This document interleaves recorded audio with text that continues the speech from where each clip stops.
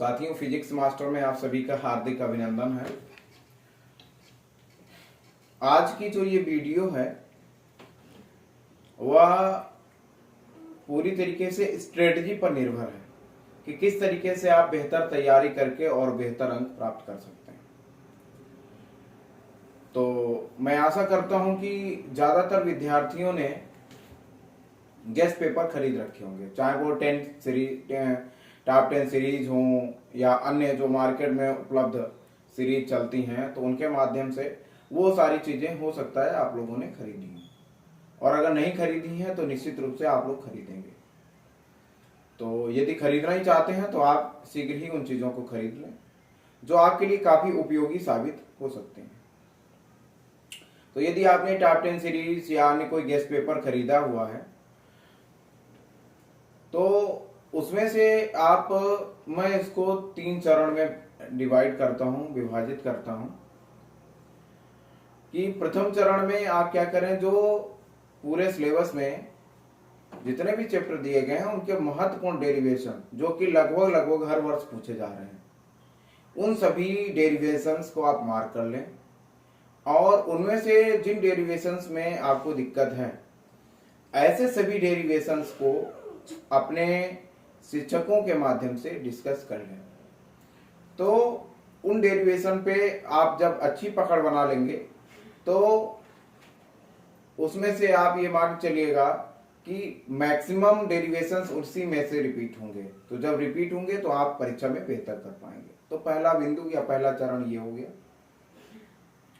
दूसरा चरण ये है कि कुछ ऐसे डेरिवेशंस होते हैं जो कभी कभार या अल्टरनेट 1-2 वर्षों को छोड़ करके पूछे जाते हैं। तो दूसरे चरण में मैं ऐसे डेरिवेशंस को रखना चाहूंगा या ऐसी परिभाषाओं को रखना चाहूंगा, तो उनको आप अलग से नोट डाउन कर लें कि फोकस तो आप उन पे करें, लेकिन तुलनात्मक रूप से ऐसे डेरिवेशन पे फोकस ज्यादा करें जो बार बार पूछे जा रहे हैं। मैं उदाहरण के लिए आपको बताना चाहूंगा कि अगर फिजिक्स के पार्ट 1 को लें, जिसमें आपका पहला ही चैप्टर है वैद्युत आवेश तथा वैद्युत क्षेत्र, तो उसमें एक डेरिवेशन है वैद्युत द्विध्रुव के कारण अक्षीय स्थिति में तीव्रता। तो वैद्युत द्विध्रुव के कारण अक्षीय स्थिति में जो तीव्रता है लगभग हर वर्ष पूछी जाती है। तो ऐसे डेरिवेशन आपके बिल्कुल ज़हन में होने चाहिए, बिल्कुल आपकी कलम में होने चाहिए, ताकि आप फटाफट यदि इस प्रकार का प्रश्न पूछा जाए तो उसको बहुत जल्दी, बहुत शीघ्रता से आप उसको एग्जाम में हल कर सकें, उसको लिख सकें। इसके लिए आपको क्या करना होगा, उसके लिए आपको अनवरत रूप से अभ्यास करना होगा। उसको कम से कम 7 से 8 बार आप ऐसे डेरिवेशंस को लिखने का अभ्यास कर लें। दूसरी बात, जो कम पूछे जा रहे हैं या 2-3-4 साल में एक आध बार पूछे जा रहे हैं, ऐसे डेरिवेशंस को भी हम इग्नोर नहीं कर सकते। तो ऐसे डेरिवेशन को भी हम देखते चलें और उनका भी हम अभ्यास करें, लेकिन तुलनात्मक रूप से ऐसे डेरिवेशन पर ज्यादा फोकस करना है जो बार बार रिपीट हो रहा है। तो ये बात हो गई। तो प्रथम चरण में हमें ऐसे डेरिवेशंस को रखना है जो बार बार रिपीट हो रहे हैं। दूसरे चरण में हमको ऐसे डेरिवेशंस को रखना है जो कम पूछे जाते हैं या कम महत्वपूर्ण है परीक्षा के दृष्टिकोण से। तीसरे चरण में मैं रखना चाहूंगा न्यूमेरिकल्स को। कुछ ऐसे विद्यार्थी होते हैं जिनकी गणना प्रक्रिया कुछ विद्यार्थियों की तुलना में कमजोर होती है। तो ऐसे विद्यार्थियों को मेरी सबसे पहली सलाह है कि ऐसे विद्यार्थी 25 तक पहाड़ा, 25 तक वर्ग और 25 तक के घन याद कर लें। तो इससे आपको गणना प्रक्रिया करने में बहुत ही सुलभता, सहजता हो जाएगी। और फिजिक्स के जो न्यूमेरिकल्स होते हैं उसमें गणना प्रक्रिया बहुत ज्यादा होती है। तो साथ ही कुछ ऐसे न्यूमेरिकल होते हैं जिसमें पता चला घातों का ऊपर नीचे करना होता है, तो कई विद्यार्थी घातों के बारे में नहीं जानते हैं। तो ऐसी चीजों के बारे में मैं बोर्ड के माध्यम से आप लोगों को समझाऊंगा, ताकि आप लोगों की जो प्रॉब्लम्स हैं वो दूर हो सके। लेकिन एक मेरी सलाह रहेगी, जितने भी मेरे ऑनलाइन व्यूअर्स विद्यार्थी रहेंगे तो उन सभी को मेरी सलाह रहेगी कि अपना कॉपी और कलम साथ में लेकर बैठें, दूसरा यह है कि जो मैंने बताया है कि आपको 25 तक पहाड़े, 25 तक घन और 25 तक वर्ग याद होने चाहिए। इससे क्या होगा कि अगर मैं कुछ लिखता हूं, मैं आपको करने के लिए बोलता हूं, तो वो आप आसानी से उसको सॉल्व कर पाएंगे। तो ये था एक प्रथम चरण, द्वितीय चरण और तीसरे चरण में मैंने न्यूमेरिकल्स को रखा। तो अब मैं थोड़ा सा इसके बारे में आगे चर्चा करना चाहता हूं आपसे कि गेस्ट पेपर में कई बार विद्यार्थी क्या करते हैं कि शिक्षक ने पढ़ाया है, सरल भाषा में समझाया है, उसको छोड़ करके कठिन भाषा में, जो कि तुलनात्मक रूप से किताब में या गेस्ट पेपर में थोड़ा सा जटिल भाषा के रूप में दिया रहता है, उसको याद करने की या उसको रटने की कोशिश करते हैं। यदि कोई भाषा सरल है जो शिक्षक ने पढ़ा है, उसकी तुलना में आपको लगता है कि ये भाषा सरल है, गेस्ट पेपर में दी गई है या आपकी पुस्तक में दी गई है, तो आप उसको निसंदेह याद कर लें, जो कि आपके लिए ज्यादा उपयोगी साबित हो सकती है। क्योंकि जो चीज आपको ज्यादा समझ में आती है वो आपके दिमाग में ज्यादा समय तक रहती है।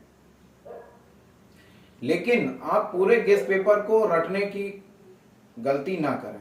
यदि आप ऐसा करते हैं, चूंकि शिक्षक ने आपको बहुत ही सरल भाषा में समझाया है, पढ़ाया है, सिखाया है, और अब आप गेस्ट पेपर को रटने की कोशिश करेंगे, तो क्या हो जाएगा, ये मिसमैच हो जाएगा एक तरीके से, और शिक्षक ने जो चीजें सरल भाषा में दी थी वो भी फिर आपको एक समय के बाद जटिल लगने लगेंगी।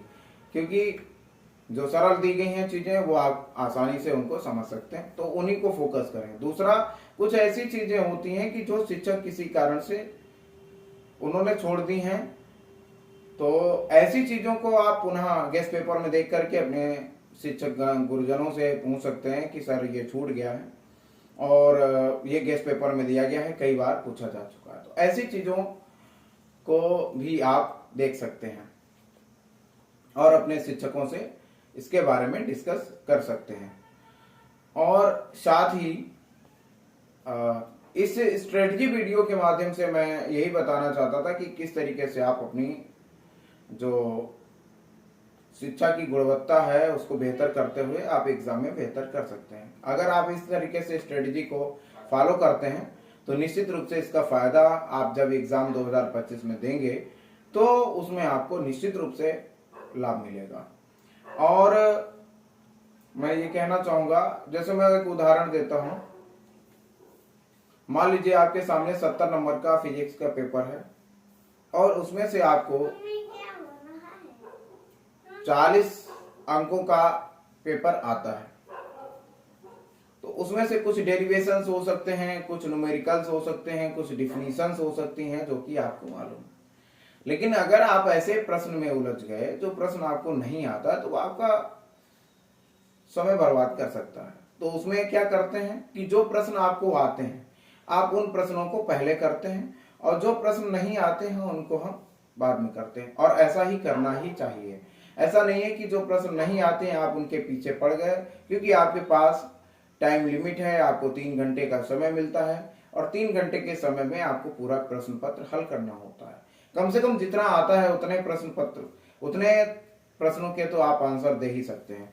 कई बार हम गलत रणनीति के शिकार हो जाते हैं और जो प्रश्न हमको आते हैं वो भी हम 3 घंटे में नहीं कर पाते हैं। ऐसा तब हो जाता है जब हम जो प्रश्न हमको नहीं आते हैं हम उन पर अपना टाइम वेस्ट करते हैं।